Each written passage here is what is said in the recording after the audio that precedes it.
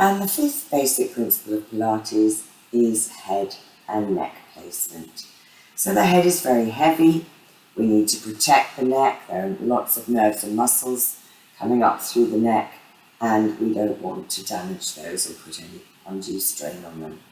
So we need to put the head into a safe position for the neck before we come to bring the body off the mat, whether you're lying on your front or whether you're lying on your back.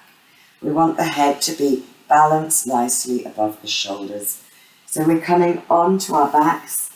You may find that you need something behind the head, either just a soft pad or cushion, or maybe even a block.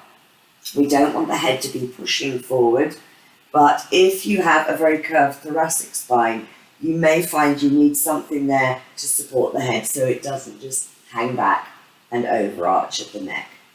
So you'll have to try various different things, whether you need anything there at all and how much you actually need. So everything relaxed, back in neutral, pelvic floor tummy gently tightened, and you're looking directly up at the ceiling, directly in front of you. You'll see you have a natural curve forward behind the neck. The whole spine in ideal posture is made up of a series of curves. So it's curved forward at the neck, curved backward in the upper back, curved forward in the low back, and then comes out again at the base of the spine at the coccyx. And that is a natural position for the spine, the optimum, most effective position for the spine. But some people have deviations. They're over-arched in the upper back, or they're over-arched the other way in the low back, and we need to aim to get neutral posture back all the way through as much as we can without forcing anything. So just concentrating on head and neck now. As you breathe in, walk the eyes forward. The head will just want to follow. It's quite a small movement, but a very effective movement to take the strain away from the neck before you bring the upper body up off the mat. So we don't want to jam the chin down to the chest. We're not forcing the neck flexors into contraction. We're lengthening out, base of the skull, away from the shoulders. So we're inhaling to walk the eyes forward, lengthening out the back of the neck. And breathing out, walk the eyes back to where they started. Allow that natural arch forward to come back. So inhale, lengthen, and release. Lengthen, and release. Lengthen, release, lengthen, and release. So we would use that in any exercise coming up when you're lying on your back. So we're going to clasp the hands, put them behind the head to support it, elbows wide to the side, shoulder blades sliding down the back.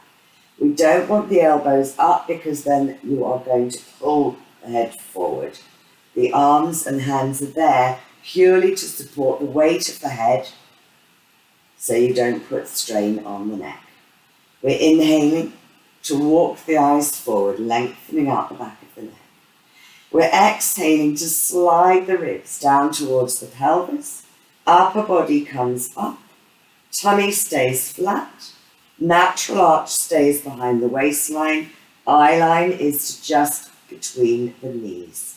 So the eye line shouldn't be up the wall. It shouldn't be to the ceiling because that will put a lot of strain on the neck. If we've got eye line to here, we know that the head and the neck are in the right position and the neck is safe. Take a breath inside of rib cage. Consciously drop the weight of the head in the hands.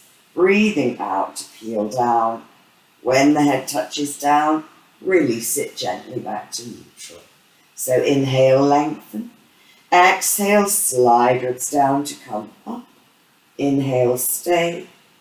Exhale, peel down and release the head. 2 more. Walk the eyes forward, lengthen out the back of the neck. The whole weight of the head is still down on the mat. Breathing out, slide ribs down towards the pelvis. Inhale, stay. Exhale, peel down and release. Inhale, lengthen the back of the neck. Exhale, slide ribs down, tummy flat. Nothing changing behind the waistline. eye line to just above the knee, and breathing out to peel down and release the head to neutral.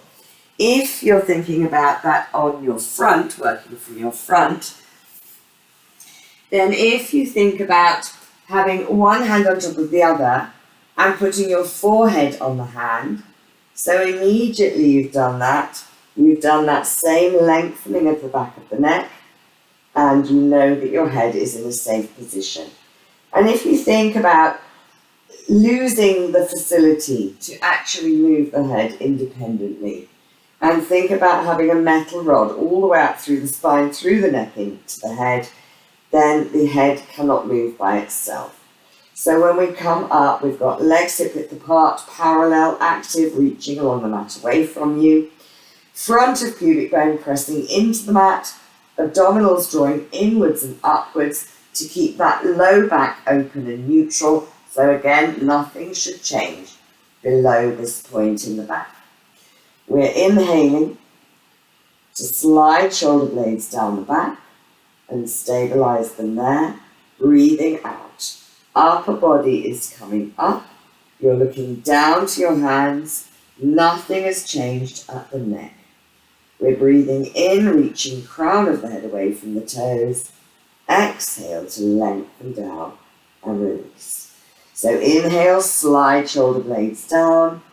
Exhale, coming up, looking down at the hands. Deep breath in, reaching the crown of the head away from the toes. And exhale, lengthen down. Inhale. Exhale, slide shoulder blades down to come up. Look down to your hands. Deep breath in. And breathing out to lengthen down. Inhale. Exhale, slide shoulder blades down to come up. Inhale, stay. And exhale to lengthen back.